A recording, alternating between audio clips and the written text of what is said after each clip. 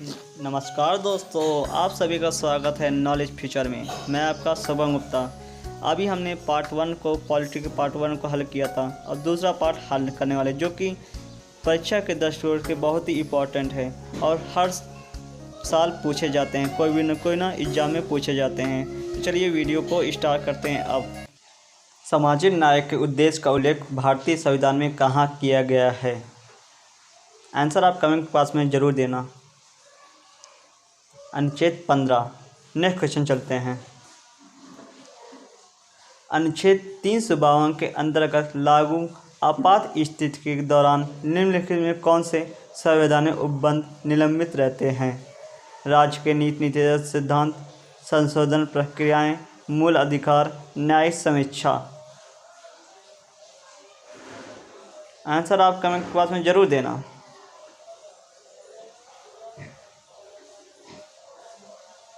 मूल अधिकार। Next question चलते हैं। किस आयु तक के बच्चों को किसी फैक्ट्री, खान, खतरनाक काम में नियुक्त करने की मनाही है? 10 वर्ष, 12 वर्ष, 14 वर्ष, 16 वर्ष। आंसर आप कमेंट बॉक्स में ज़रूर देना। 14 वर्ष। नेक्स्ट क्वेश्चन चलते हैं। गोवध पर केंद्र सरकार को कानून बनाने का संवैधानिक अधिकार कहाँ निहित है?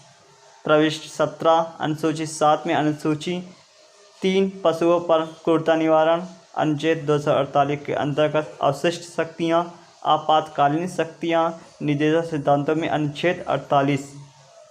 आंसर आप कमेंट बॉक्स में ज़रूर देना। निर्देशक सिद्धांतों में अनुच्छेद 48 में। नेक्स्ट क्वेश्चन चलते हैं। नौकरियों और शैक्षिक संस्थाओं में समाज के कमजोर वर्ग के लिए आरक्षण उपलब्ध कराने हेतु केंद्र सरकार को संविधान का कौन सा प्रावधान अधिकार देता है? अनुच्छेद 14, अनुच्छेद 16, अनुच्छेद 46, अनुच्छेद 19। अनुच्छेद 16। नेक्स्ट क्वेश्चन चलते हैं। यदि चुनाव आयोग संतुष्ट हो जाए कि उम्मीदवार ने बिना पर्याप्त कारण अथवा औचित्य के निर्धारित समय के भीतर और निर्धारित विधि से चुनाव व्यय का हिसाब किताब प्रस्तुत नहीं किया है, तो चुनाव आयोग उसे सदस्य बनने के लिए या निर्वाचित पद का सदस्य रहने के लिए आदेश से कितनी अवधि के लिए आयोग घोषित कर सकता है? 2 वर्ष, 3 वर्ष, 4 वर्ष, 5 वर्ष। 4 वर्ष के लिए। नेक्स्ट क्वेश्चन चलते हैं। संविधान के किस उपबंध ने केंद्र सरकार को सेवा कर लगाने और उसकी व्याप्ति बढ़ाने का अधिकार दिया? सूची 1, अनुसूची 7, सूची 3, अनुसूची 7, अनुच्छेद 248 के अंतर्गत अवशिष्ट शक्तियाँ, आपातकालीन शक्तियाँ। आंसर आप कमेंट बॉक्स में ज़रूर देना। अनुच्छेद 248 के अंतर्गत अवशिष्ट शक्तियाँ। नेक्स्ट क्वेश्चन चलते हैं। निम्नलिखित में कौन सा अधिकार एक राजनीतिक अधिकार है? स्वतंत्रता का अधिकार, चुनाव लड़ने का अधिकार, कानून के सामने समानता का अधिकार, जीवन का अधिकार।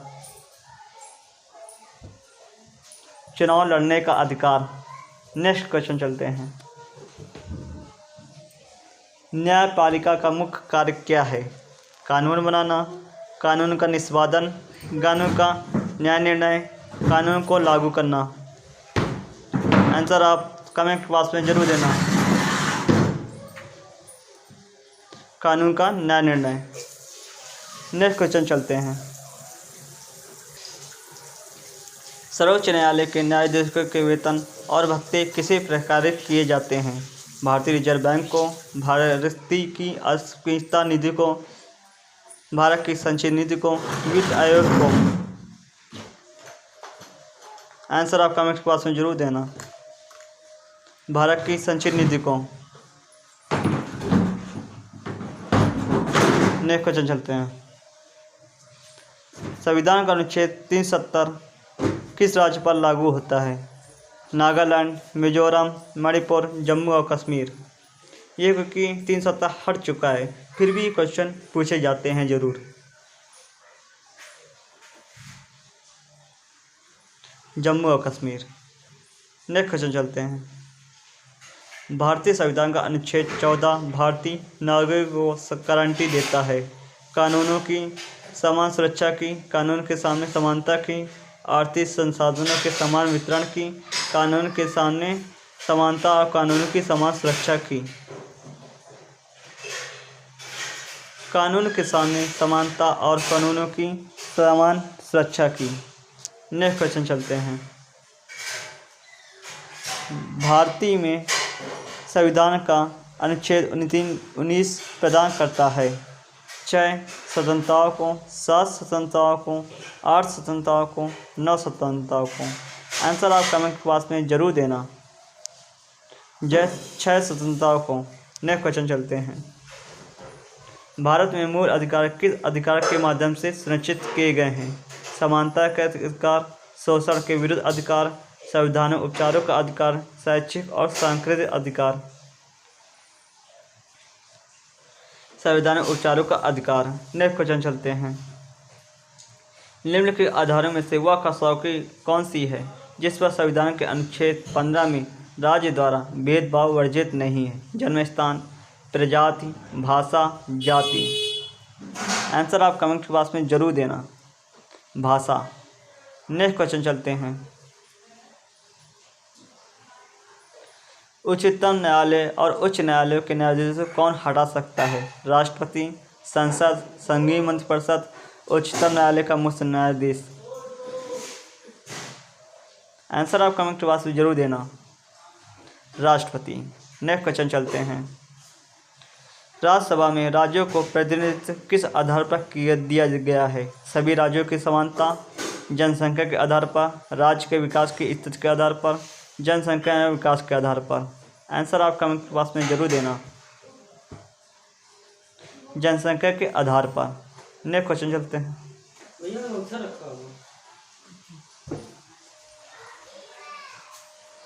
ऐसे व्यक्ति को अदालत में पेश करने के लिए जिसके गुम हिरासत में होने की शंका हो, उच्च न्यायालय या उच्चतम न्यायालय की निम्नलिखित में से कौन सी रिट मांगी जाती है? परमादेश, अधिकार परीक्षा, बंदी प्रत्यक्षीकरण, उत्प्रेषण। बंदी प्रत्यक्षीकरण। नेक्स्ट क्वेश्चन चलते हैं। संसद को भंग करने के लिए कौन सक्षम है? राष्ट्रपति, विपक्ष के नेता की सहमति से मंत्रिमंडल, संसद के दोनों सदनों में संकल्प द्वारा, कोई भी नहीं। आंसर आप कमेंट बॉक्स में जरूर देना। राष्ट्रपति।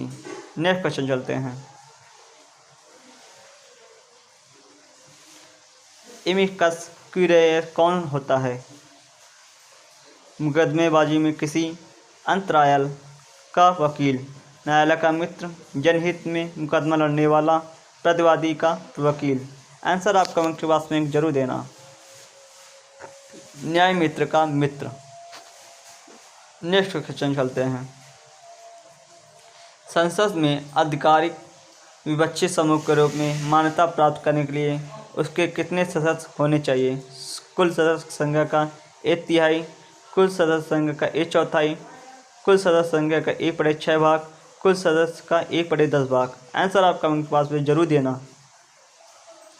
कुल सदस्य का 1/10 भाग। नेक्स्ट क्वेश्चन चलते हैं।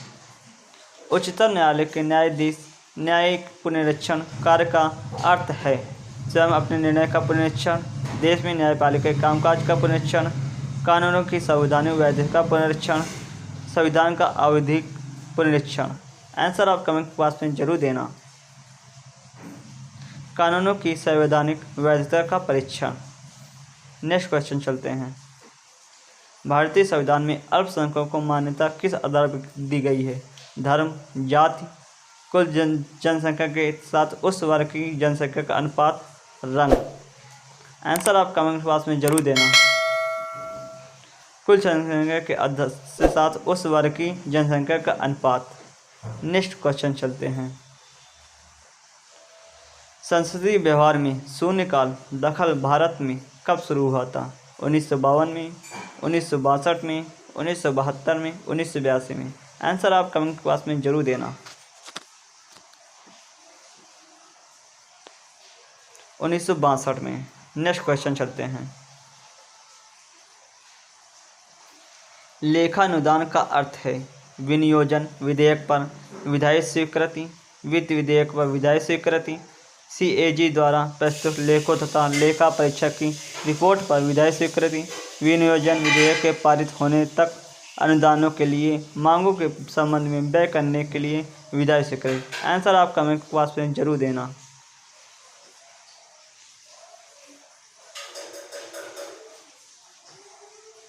इसका आंसर है विनियोजन विधेयक के पारित होने तक अनुदानों के लिए मांगों के संबंध में व्यय करने के लिए विधायी स्वीकृति।